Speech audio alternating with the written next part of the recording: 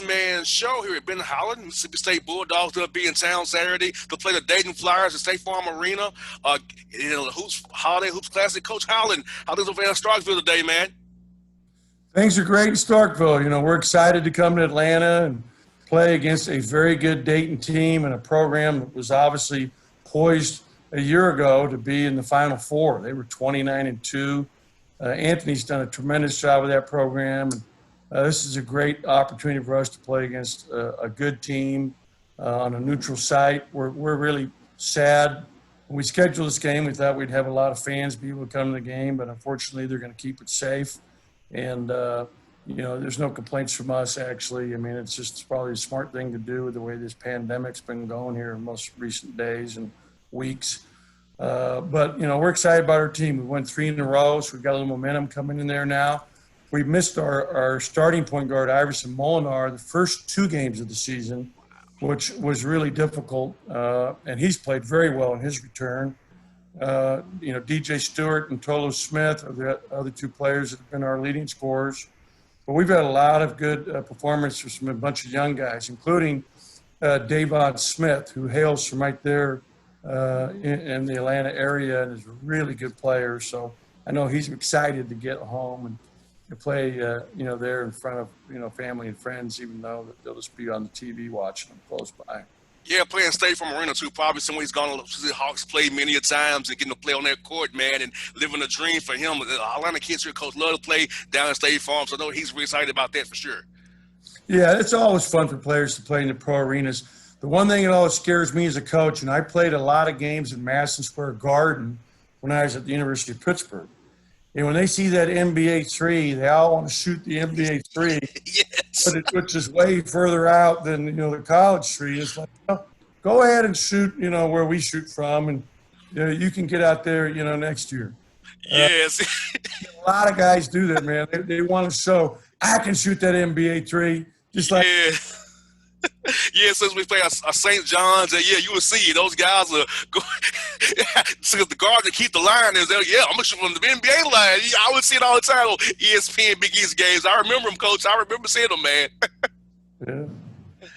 Yes, indeed. Now, Coach, let's go back to March, Coach. You was going to Nashville for the tournament, right? And it was my birthday. March 11th was my birthday. I had a birthday party, everything against the Knicks playing the Hawks that night, right? I get a text and the season's gonna be over. I was coming to Nashville to see you guys play in the tournament up in Nashville. It was canceled. So for you and your team, how was that to go from we're gonna play this tournament, maybe win this thing here in Nashville, up to the big dance all of a sudden, you to tell your guys it's over, go back to Starkville, go home, yeah. and how was that? I'll tell you, it was incredibly devastating because we were really poised to do something good. We had a double bye. We finished 4th in the league. The top 4 teams get a double bye. And so we were in a good position in terms of advancing in that tournament and really poised to do really well. We had Reggie Perry a year ago, who was the leading rebounder in the SEC and 4th leading scorer, who was drafted by the Brooklyn Nets. That was also a product from Georgia, Thomasville, Georgia. And we had Robert Woodard, who was drafted 40th by the Sacramento Kings, signed a guaranteed contract last week. We had, Tyson Carter, who was the 6th man of the year in the SEC, is voted by the coaches last year, and Nick Weatherspoon, who had a really good campaign as our starting point guard. Those were our 4 leading scorers. So we had a really good team. And it was just, I was crying in front of our team, just devastated for them to learn that our season ended. Not only that the NC2A tournament was canceled. So it was over. And, it was hard for everybody across the country. It was just a brutal time, and especially for those seniors like yes. playing in his, last year and had such a tremendous year. And so that's something that will always honestly haunt me. It's like, we'll never know what we could have done. Yes. They decided to not allow fans except for 4 family members for each player. And then at that point, they just cut it off. And, if you look back on it, what we're doing now is no different than then. They just didn't know enough how we're going to go forward with it. So they'll definitely have an NCAA tournament this year. There's no doubt about that. And for your seniors, those guys didn't miss that moment that last time, hugging you for the last time, coming out hugging their teammates for that last time, off your jersey in the locker room, speaking to the team. And for me, it just hurts for me because I know how it is having been an athlete and having that moment that last time before I went into my career doing radio, right? So, but for those young men, they never had the opportunity. Always gonna be that empty feeling in their hearts. Like I didn't get to have that one last experience with my coaches and my teammates.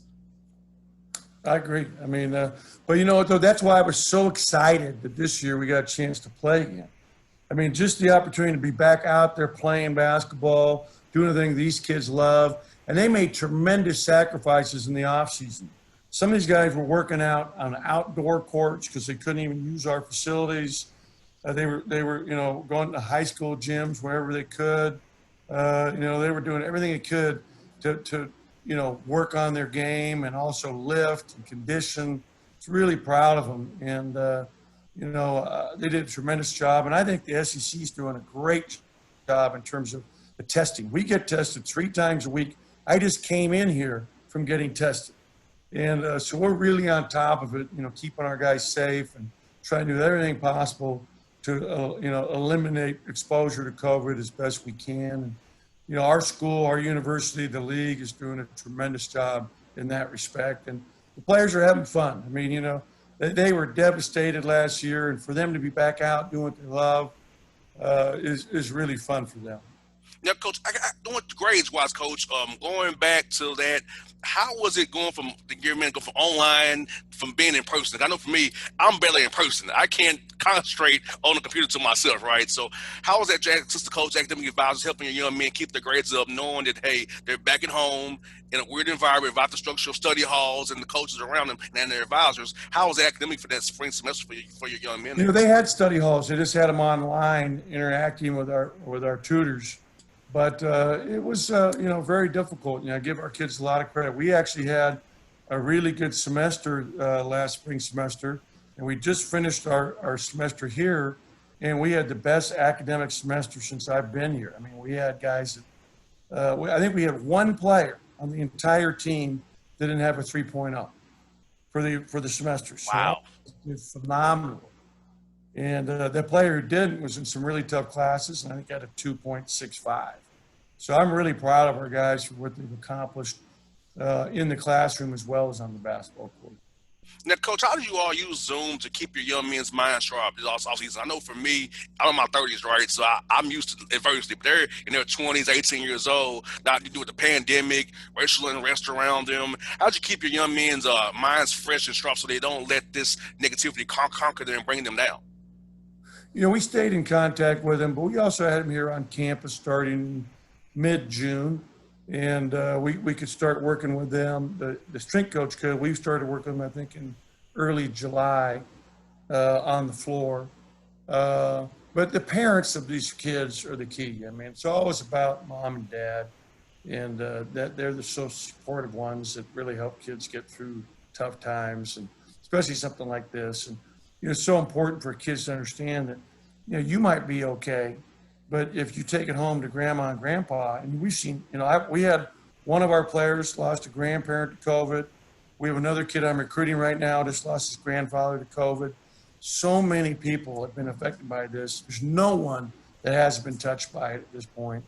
And I am so thankful for the vaccine to be rolling out here in the course of these next few weeks and few months.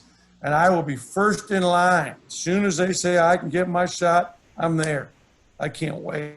You got that right, Coach. I'm looking forward to it as well because, I have asthma. I haven't left Atlanta since March the 15th. So I haven't been anywhere since March 15th. Now I love to travel, cover games, cover coaches, go to the practices. And I can't do any of that stuff. I love to be out around people, Coach, and I can't do that. I've been here back here in my basement, walking around the neighborhood. I want to get out and see games again and see you all in person again. I miss that, Coach. I know, and it's going to be great. I think I honestly believe by the time we get to August of this coming year, July, August, normalcy will be back. We'll have enough people vaccinated across the country to where it's going to, stamp it out for the most part. And I can't wait for that day, where I can get back to not having to wear a mask everywhere you go, because that's what we have to do right now to Mm-hmm. keep each other safe. Now, Coach Maskis, man, for as your players, and we brought back on campus, how'd you go about getting them ramped up so they don't have those injuries that nag all year long, a hamstring or groin, a quad, a knee, and ankle? Because you know when the guys have been inactive so long, getting them back Yeah, into but it. our guys weren't inactive. And again, I Okay, mentioned we got a chance to start having them work out with our strength coach in June. We okay, have the best strength and conditioning and performance coach in the country here at Mississippi State. We have the biggest performance center and weight room for any basketball program in America, NBA or college. wow, I didn't know And that. this guy is phenomenal, Colin Crane. I'll give you an example. The last 3 years that he's been here, we haven't had a player miss an SEC regular season game because of injury. Wow, That's unheard of. So we're really blessed in so many ways. And our guys are really good about recovery. And we use cryotherapy. When we didn't have COVID, they get massages twice a week, really do a great job eating right and sleeping properly. All that goes in to keeping yourself healthy and to peak performance. and Coach, how's it been for you to recruit via Zoom? I know you don't want to see players in person, their families in person. How's that been to recruit via Zoom, bring guys in there? Yeah, it is what it is. When we do it, and it's part of how you communicate now. But I can't wait to get back in the gym and see kids in person. They get a chance to sit down with them and their parents, interact, have them come on our campus. And I don't think they'll probably be allowed to come on campus probably sometime this summer. But it is what it is. We just deal with it and do the very best you can do. And like you said, you got a young man from Georgia here on your roster, right here up the road in Loganville there. So talk about how important is recruiting to this part of the country, find those diamonds in the rough here in Atlanta and bring them to Starkville, because I know it's easy to drive from I-20 over to Starkville from over here. So talk about how this city of Atlanta and state of Georgia is good for finding great players. Yeah, well, like I said, we just had Reggie Perry leave and go to the NBA out of Thomasville, Georgia. And then Davon Smith was a top 35 player in the country. I mean, he is really, he wasn't no diamond in the rough. He's the real deal. Mm-hmm. He's recruited by a lot of big-time schools, and we were really blessed to get him. He is a great kid, comes from a wonderful family. He's really, really going to be a heck of a player here, very talented. He has a 46.5-inch vertical. Wow. At 6 feet tall. So I know, Bossman, that you can get up. But not anymore, Coach. and a half. Not anymore, Coach. I've succumbed to being lazy and eating food too much, man. Welcome to the team. Yes, I have succumbed, Coach. I have no ability left, man, than just to talk on the radio, man. Let me tell you, he can fly. He's a very good, decision maker. Shoots the ball really well. I'm really excited about him. He's going to be special. So no question, Atlanta puts out so many good players. Everybody recruits Atlanta. I had a kid named Jordan Adams when I was head coach at UCLA out of Atlanta, Georgia, that was a first-round draft pick, played in the NBA. We went with the Grizzlies, really good player. He played at Oak Hill his senior year, but great player. So I've been blessed. I had a kid named Tony Parker who played out of Atlanta, was a really good player. So, Atlanta's been good to me, and it has very good coaching at the lower levels. They do a good job developing kids. And that's one of the great things about it. They get good coaching early in their careers. That's one for you, Coach. What's been your quarantine hobby? I know if I told you off the air, I learned how to play the guitar. That's my hobby. So I'm a movie buff. I love movies. So all I do is, I've seen every Netflix series that you could possibly imagine. All right, Queen of the South, The Punisher. I've seen a bunch of them that I love. Of course, I've seen, Ozarks. And, I really, really enjoy watching good movies, though. And so I've been sad that I can't go to a movie theater anymore. And I'm sad for the movie theaters because, they're going to have a hard time coming back. But at the end of the day, I love watching movies. I love watching film. And I've really enjoyed that during, the COVID time. That's what I was doing. I hear that, Coach. I tell you, man, that guitar thing, man, it's hard, man. I thought it was easy. Maria taught me a lesson. You can't just pick up and play. You got to really put in some work. So that work I put in, I'm doing it via the Zoom too, coach. So I'm like, okay, let me follow you what you're doing so I can make sure I get it right. But I'm getting better every week, coach. I'm getting better, man. Well, that's fun though. That's a great hobby too. To play the guitar is special. That's really, and you can do it for the rest of your life. Yep. So I'm glad I'm keep on getting better, coach. Hopefully I can come play with some for you guys in the tournament once. I have me as entertainment in between games to play. Hopefully I can help for you guys. So who are you patting your guitar playing after? Who's your hero? Man, I don't have one yet. I'm just trying to get the basics down, coach, so I can maybe be the boss man. That'll be my own inspiration, my own style to it, man. I'm just trying to get good, man, so I can, maybe do backup for somebody one day. Because I'm done. I've been in radio for 10 years, coach. I don't know if I'll do it the rest of my life, but I'm doing it 10 years. I want to find something to do outside the radio eventually. So maybe he'd be playing music the rest of my life. Who knows? That sounds sweet. You got to, one thing I tell my players is you got to do what you love to do and you're passionate about. And I've been really blessed as a coach to do something I've loved my whole life. And it's so important that for these kids to understand that when they're done playing, they've got to find whatever it is. I wanted to stay in and be around basketball as long as I could. And so I've been incredibly blessed. And finding what you love to do and you're passionate about is everything. Got that right, coach. Like I said, for me, I've been on radio since 2010. I got out of college in 2009, so I've been doing this for the last 10 years of my life. So radio's been in my life, my whole adult life, man. So it's been a blessing. Let me tell you a story. When I was an assistant coach at UC Santa Barbara, we had a young little student that became our radio guy there named Jim Rome. Yes, Romy, the jungle. Romy. So Romy, I've known since he's like 19 years old. He's done quite well for himself. Yes, I love Jim Rome. He's very irritating. I love him. He's a gaucho. Isla Vista, he's always gaucho. That's my hometown, Santa Barbara. Yes, indeed. Yeah, you got Joe out there now. I remember the Big West. I was a little younger. I watched it with my dad, the Big West out there. So I remember those battles you always have out there with all those teams. UNLV was out there with you guys as well. Yeah, no, that's what we beat UNLV the year they won the national championship in 1990. With Larry Johnson, Stacey Ogman, and Greg Anthony. Those were great times. And that was really a great league then when we had those teams together. We had, like Utah State and Boise State and New Mexico State, UNLV. It was really a heck of a league. You know what, Coach? My dad gets kicked out of this, Coach. My dad gets kicked out of talking to you guys. He knows you all from watching sports. He's like, you'll have him on your show? I said, yeah, Dad. He said, my dad gets kicked out. I said, I'm talking to all you coaches. He's watched all his life and saying his son talks to him. And he's like, son, you make me proud every day. Talking to these guys I watched up and show you when you was a kid. So it's just fun to me, Coach. Well, did you give your dad some love from me? That's nice that he made you stay up and watch those games. Because those games came on like at midnight your time. He would make my mom crazy, Coach, and he would have me up late watching ball with it. What a great dad. Yes.